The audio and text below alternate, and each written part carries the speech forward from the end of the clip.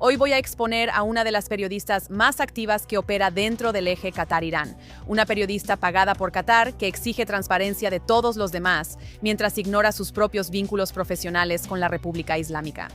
Bienvenidos de nuevo a Axis of Truth, soy Emily Schreider. Hoy voy a exponer a una de las periodistas más activas que opera dentro del eje Qatar-Irán, una periodista pagada por Qatar que exige transparencia de todos los demás, mientras ignora sus propios vínculos profesionales con la República Islámica. Bienvenidos de nuevo a Axis of Truth. Soy Emily Schreider y la mujer a la que voy a exponer hoy es la periodista Redit Tlabi.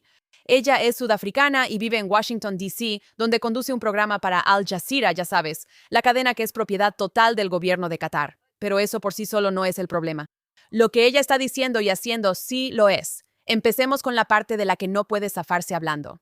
Tlabi ha pedido públicamente que AIPAC, un grupo de cabildeo estadounidense financiado exclusivamente por estadounidenses, se registre bajo la Ley de Registro de Agentes Extranjeros, la ley que obliga a los grupos que actúan en nombre de gobiernos extranjeros a revelar esa conexión. Excepto que AIPAC no es un grupo de cabildeo extranjero, ni recibe fondos del gobierno israelí, ni hacen cabildeo por los intereses de un gobierno extranjero. Mientras tanto, su propio empleador está violando leyes federales por todos lados. El medio de propaganda de Al Jazeera para la generación Z, Aya Plus, fue ordenado explícitamente por el Departamento de Justicia de Estados Unidos en 2020 a registrarse bajo esa misma ley. Se negaron. Sin embargo, Tlabi es pagada por esa misma cadena e incluso usa la cadena para atacar a otros por exactamente lo que sus empleadores cataríes se negaron a hacer. Mientras tanto, Tlabi ha pasado meses en sus propias redes sociales, que tienen más de 700,000 seguidores repitiendo las conspiraciones antisemitas más antiguas del mundo, que los judíos controlan en secreto los medios, los bancos y el gobierno. Tomen, por ejemplo, lo que dijo el 21 de marzo. Ella les preguntó a sus seguidores si pueden decir que el lobby israelí usa dinero y poder para controlar a Estados Unidos y a sus legisladores. Y luego ella misma respondió afirmativamente a su propia pregunta. El 4 de junio ella escribió que Israel controla todo el mundo y agregó: «Pensé que esto era un tópico antisemita», insinuando muy claramente que en realidad es cierto. Aún más ridículo, cuando el rabino principal de Sudáfrica, Warren Goldstein, se negó a condenar a Israel, Tlabi lo llamó un hombre divisivo y lleno de odio. También lo acusó de infundir miedo para hacer que la gente piense que los judíos están en peligro por culpa del resto de nosotros. Ahora, su vocabulario sobre Israel también es una clara pista de quién la financia y cuál es realmente su agenda. Ha llamado a Israel un estado terrorista al menos 7 veces en 4 meses. Ha llamado salvajes a los soldados israelíes. Los ha llamado asesinos dominados por la psicosis. Ha llamado a Israel un estado genocida dirigido por psicópatas y lo ha llamado basura. Mientras tanto, Qatar es un estado que practica una forma moderna de esclavitud y el régimen islámico asesinó a más de 40,000 manifestantes. Sin embargo, ella nunca ha usado un lenguaje así para ninguno de ellos, ni una sola vez. Pero en realidad empeora. En mayo del año pasado, Tlabi se reunió con la conocida antisemita Francesca Albanese, la relatora especial de la ONU a quien el gobierno de Estados Unidos ha sancionado por su campaña para obtener órdenes de arresto de la CPI contra líderes israelíes. Durante una hora completa, Tlabi permitió que Albanese afirmara que el apoyo al derecho de violar palestinos es común entre los funcionarios israelíes y que el propio Parlamento de Israel supuestamente debatió ese derecho. Pero eso nunca sucedió. Albanese, además, dijo que había recopilado 300 testimonios, en su mayoría de segunda mano, y que casi nadie ha visto. Tlabi nunca preguntó cuántos eran de primera mano y nunca pidió ni un solo nombre o fecha, pero compárenlo con cómo trata a los israelíes. Ella se ha jactado de interrogar al exministro Danny Ayalon sobre lo que llamó la hipocresía de que Israel bombardee Irán. Y cuando quiso descartar los testimonios sobre la violencia sexual cometida el 7 de octubre por Hamas, exigió pruebas forenses y nombres, e incluso se burló de su ausencia diciendo, entre comillas, «Créeme, bro».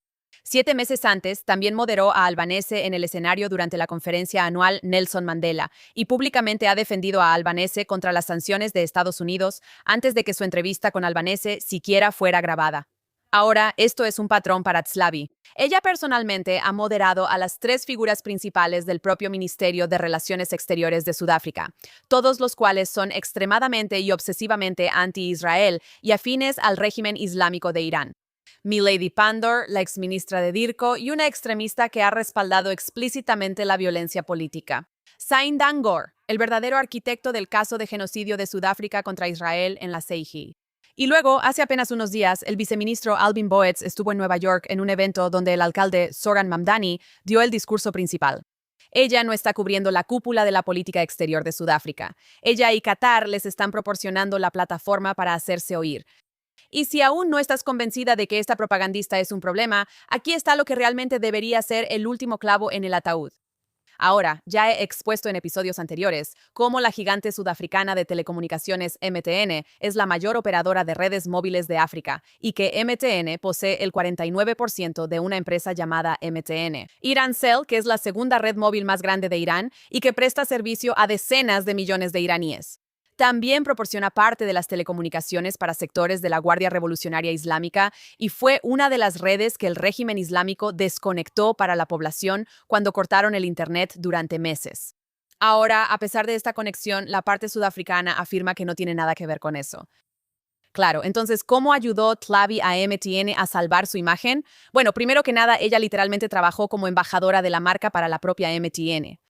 Y también escribió un artículo defendiendo abiertamente los intereses relacionados con MTN en un boletín llamado Africa Unscrambled, que fue publicado por un hombre llamado Philip Van Newkirk, un exeditor de The Mail and Guardian, quien supuestamente también hace negocios con MTN.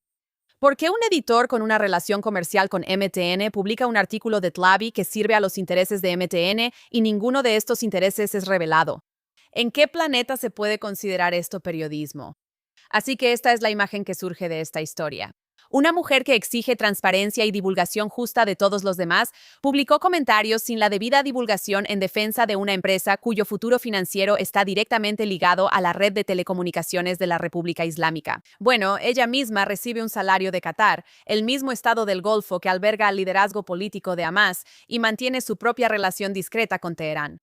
Finalmente quiero señalar que Reza Tlabi está haciendo todo esto como invitada en Estados Unidos, viviendo felizmente en Washington, mientras llama asesinos a los agentes de ISI y acusa a Estados Unidos de ser cómplice de genocidio. Échenle un vistazo. Lo hemos visto aquí en Estados Unidos. ICE simplemente está matando a personas inocentes, estudiantes arrestados y desaparecidos por escribir artículos de opinión realmente inocuos, reflexionando sobre la situación, el genocidio. Así es como yo lo llamaría. Puedes llamarlo como quieras. No vamos a debatir eso aquí. Solo digo en Gaza.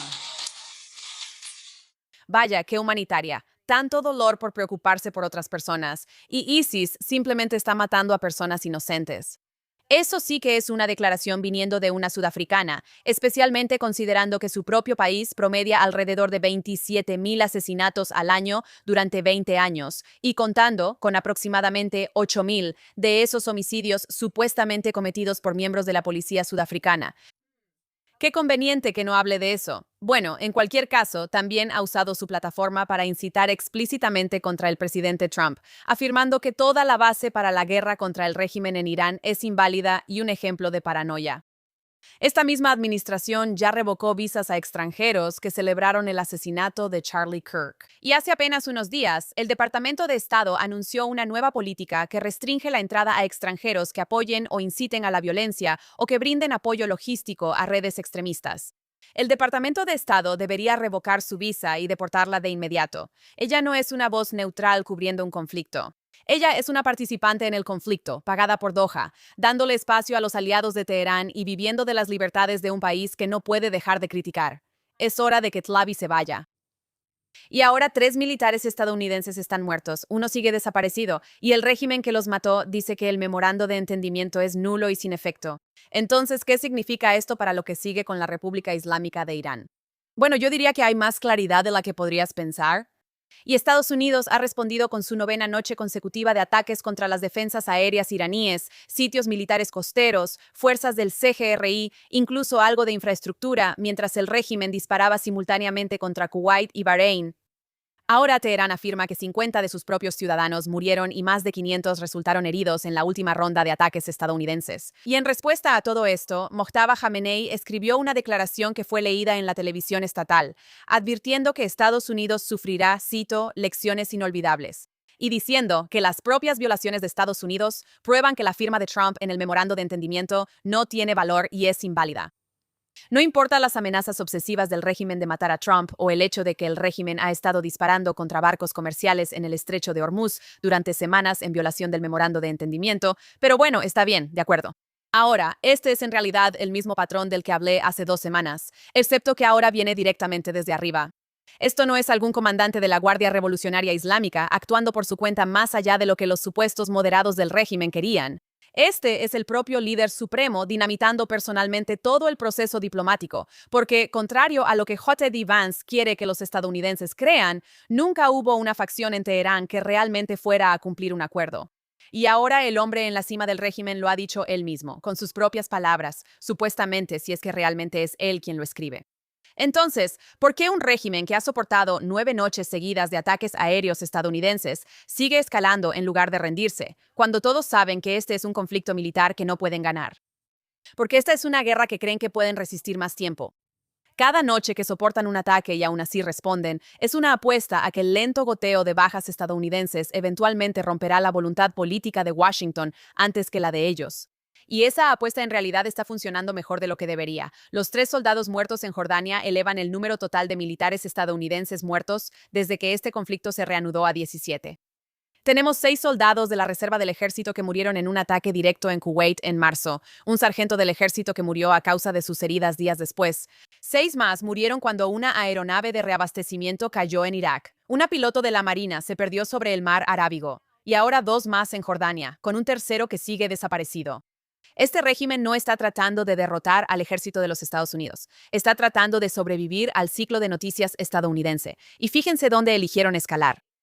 No a Israel, ni a las fuerzas estadounidenses directamente. Atacaron Jordania, Kuwait y Bahrein, todo en el mismo lapso de días. Es un intento deliberado de convertir esta guerra en el problema de todos los demás también, para que los estados árabes del Golfo Pérsico empiecen a presionar a Washington para que desescale, solo para proteger su propio territorio. Están tratando de convertir a tus aliados en un grupo de presión para su propia supervivencia. Por eso esto sí te importa. La estrategia que Washington ha estado siguiendo, atacar, absorber una respuesta y luego atacar de nuevo con el objetivo de mantenerlo contenido, no está disminuyendo la voluntad ni la capacidad del régimen para seguir matando estadounidenses. Solo está produciendo una guerra de desgaste a cámara lenta, con un número creciente de muertos y sin un final real. 17 estadounidenses muertos es el precio de las medias tintas, no el precio de la fuerza. Así que esto es lo que debe cambiar. Dejen de tratar esto como un conflicto de ojo por ojo que se puede contener y empiecen a tratarlo como lo que realmente es. Un régimen sin legitimidad que les ha dicho, a través de su propio líder supremo, que nunca se detendrá por sí solo. Eso significa dejar de frenar a Israel y dejarnos terminar el trabajo. Eliminen el liderazgo de este régimen en lugar de manejar este conflicto con ataques nocturnos uno tras otro. Significa ir directamente tras el asedio y la estructura de mando de la Guardia Revolucionaria Islámica, en lugar de solo atacar los sitios de lanzamiento desde donde disparan misiles balísticos. Y significa entender que cada semana que este conflicto se prolonga y se mantiene contenido, es otra semana en la que el régimen apuesta la paciencia estadounidense contra vidas estadounidenses y gana esa apuesta. El régimen no es fuerte, es paciente, y la paciencia solo funciona como estrategia si seguimos permitiéndolo. Y ahora pasamos a lo bueno, lo malo y lo feo, comenzando con nuestra mala noticia de la semana. Varias voces de alto perfil, tanto de la izquierda como de la derecha, han vuelto a popularizar una forma clásica de esquivar las críticas: culpar a los judíos. Esta semana, J.D. Vance le dijo a Joe Rogan que las críticas a su memorando de entendimiento con Irán eran en realidad una auténtica campaña de influencia extranjera por parte de Israel, calificándola de muy discreta y extremadamente bien financiada por el gobierno israelí. Échenle un vistazo. Hay ciertos influencers en Estados Unidos que están siendo pagados para atacar el acuerdo. Definitivamente creo que has visto esta campaña muy discreta y extremadamente bien financiada para tratar de descarrilar la negociación y tratar de echar abajo el acuerdo. Y ya sabes, de nuevo, salió este artículo de Time ayer, un amigo me lo envió. Vale la pena leerlo porque enumera a varias personas que literalmente han sido pagadas por un exintegrante de la campaña de Trump, quien a su vez fue pagado por ciertos elementos dentro del gobierno israelí. Y esas personas me están atacando ferozmente por literalmente tratar de lograr el objetivo de negociación que el presidente estableció para el país. Me están atacando obsesivamente, diciendo que no deberíamos estar negociando con Irán, que simplemente deberíamos mantener la campaña militar de manera indefinida. Y esa es su posición explícita.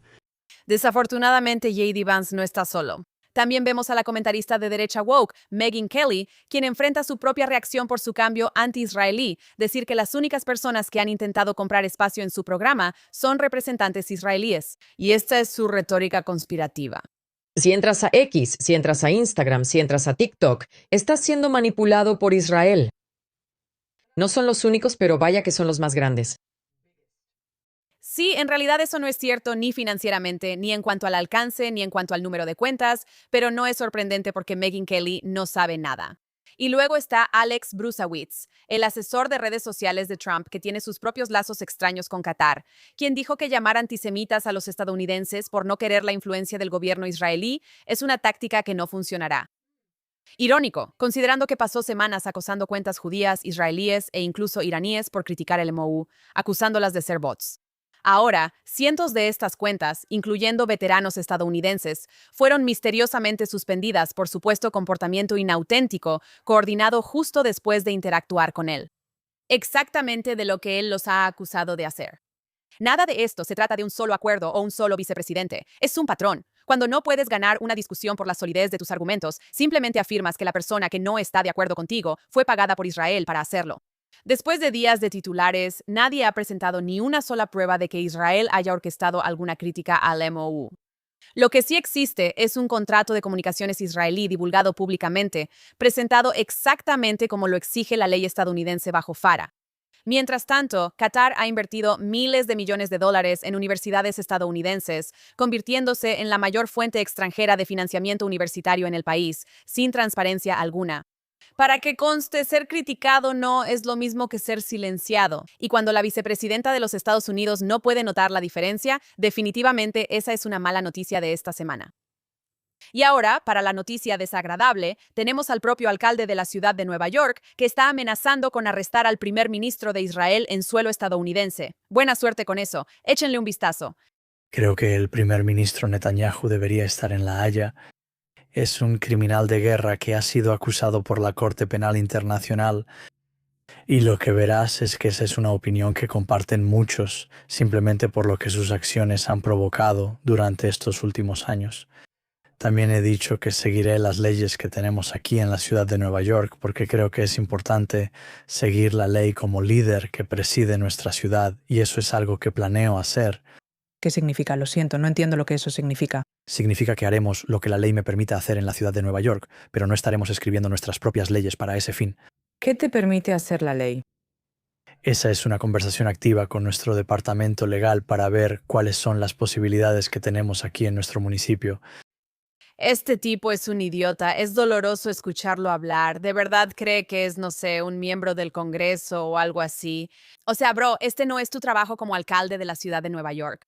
Zohair Mamdani literalmente le dijo al New York Times este fin de semana que su administración está explorando activamente si la ciudad puede arrestar a Benjamin Netanyahu si viene a Nueva York para la Asamblea General de la ONU en septiembre. Este es el alcalde de la ciudad más grande de Estados Unidos hablando sobre arrestar a un líder democráticamente elegido del aliado más cercano de Estados Unidos en Medio Oriente durante una guerra, como si eso tuviera algo que ver con la descripción de su trabajo. Bueno, no lo es y la administración de Trump se lo dijo. El embajador de Estados Unidos ante la ONU, Mike Waltz, lo llamó puro teatro político y explicó exactamente por qué no puede suceder. Estados Unidos ni siquiera es parte del Estatuto de Roma que creó la CPI. El acuerdo de la sede de la ONU otorga protección diplomática a los jefes de gobierno que la visitan. La inmunidad de los jefes de Estado aplica y la autoridad federal prevalece sobre lo que quiera hacer cualquier alcalde local. Netanyahu respondió él mismo en la radio diciendo que Mamdani apoya a Hamas, busca excusas para el régimen islámico y en secreto odia a Estados Unidos. Y sinceramente, después de lo que acabamos de escuchar, es difícil contradecirlo. Después de todo, solo unas semanas antes de esto, el Departamento de Estado tuvo que intervenir y cancelar una reunión planeada entre un alto funcionario de la administración de Mamdani y el embajador de la República Islámica ante la ONU. Sí, la oficina del alcalde de la ciudad de Nueva York intentó reunirse con un diplomático que representa a un régimen que actualmente está matando soldados estadounidenses y planeando el asesinato del presidente. y el gobierno federal tuvo que intervenir físicamente para detenerlo porque llevar a cabo la política exterior no es trabajo de un alcalde. Luego, semanas después, el mismo alcalde está hablando de arrestar al primer ministro israelí. ¿A este hombre siquiera le importa la ciudad de Nueva York? ¿O todo en su existencia y su figura pública gira en torno al Estado de Israel? Y finalmente, para terminar con una nota positiva esta semana y una que en realidad me hizo muy feliz de ver, los pervertidos y depredadores sexuales Andrew y Tristan Tate finalmente fueron arrestados por los alguaciles federales de Estados Unidos en Miami el sábado, detenidos con una orden sellada a petición del Reino Unido. Y los cargos no son menores. Andrew Tate ahora enfrenta 42 cargos diferentes, incluyendo 7 cargos de violación, 3 cargos de trata sexual, 3 cargos de agresión y 19 cargos adicionales por imágenes indecentes de un menor y pornografía extrema. Tristan Tate enfrenta 17 cargos en su contra, incluyendo violación, agresión sexual y trata. Ahora, los fiscales británicos dicen que los supuestos crímenes abarcan desde 2010 hasta 2017 y ahora involucran a un total de 7 víctimas, después de que 4 más se presentaron con nuevas pruebas. Ahora, recuerden, estos son los mismos 2 hombres que construyeron todo un imperio mediático, vendiéndose como machos alfa a millones de hombres jóvenes en línea, mientras supuestamente dirigían una operación de trata y abuso detrás de cámaras todo el tiempo. Han pasado años evadiendo la responsabilidad en Rumania. Les levantaron las restricciones de viaje en febrero del año pasado bajo circunstancias muy sospechosas y volaron directamente a Florida en un jet privado. Ahora, el propio ministro de Relaciones Exteriores de Rumania dijo en ese momento que un funcionario de la administración de Trump había expresado interés en su caso, sea lo que sea que eso signifique. Y estos 2 han sido partidarios de Trump muy vocales todo el tiempo. Y por un tiempo, tal vez parecía que eso realmente les daría algo de protección. Pero no fue así porque el alguacil de Estados Unidos apareció de todos modos. Y ahora están sentados en una sala de audiencias en Miami enfrentando 59 cargos en total y una verdadera batalla por la extradición. Y esto debería ser una decisión fácil para cualquiera que realmente se preocupe por las mujeres que son traficadas y agredidas, sin importar por quién vote el acusado. El Reino Unido es un aliado cercano con un sistema judicial que funciona. Los cargos son graves, son específicos. Y la amistad política con esta administración nunca debería ser un salvoconducto, especialmente por crímenes como esos. Manden a estos tipos de regreso a Londres, que el jurado británico decida y ojalá terminen pudriéndose en la cárcel. Y ese es nuestro programa de esta semana. Si tienes una historia que crees que deberíamos cubrir, no dudes en enviármela. Sígueme en X o Instagram Emily in Tel Aviv y nos vemos la próxima semana en Junto NS.